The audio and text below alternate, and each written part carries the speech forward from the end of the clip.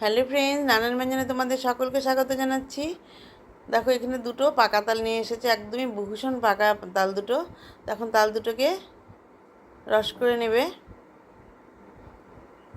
তো এইভাবে তাল দুটোকে রস করে নিচ্ছে। আগে একটা করছে, এই একটা হয়ে গেছে, এখন এই যে এটাকে করবে। দেখো এটাকে ছুলে নিয়েছে, ওইটা আগের রসটা, এটাকে এখন আবার রস করে নেবে।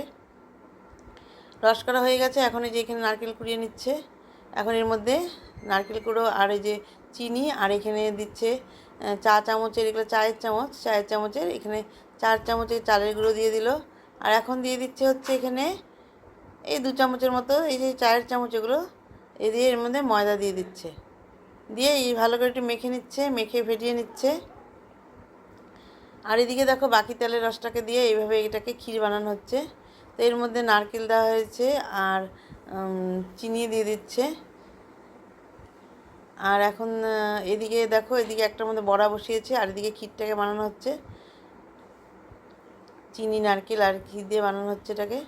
আর এখন এদিকে তালের বড়াটাকে বানিয়ে নিচ্ছে, আর ওদিকে ক্ষীরটাকে বসিয়েছে।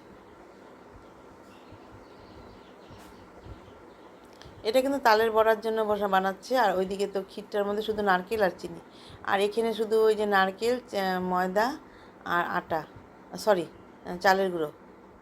চালের গুঁড়োই যে অল্প অল্প দিল আর কি, সেরকম বেশি না। তো এইভাবে আর এদিকে দেখো যে ক্ষীরটা ভীষণ ফেটে যাচ্ছে, সেই জন্য একদম এখানে চারিদিকে ছিটকে ছিটকে পড়ছে।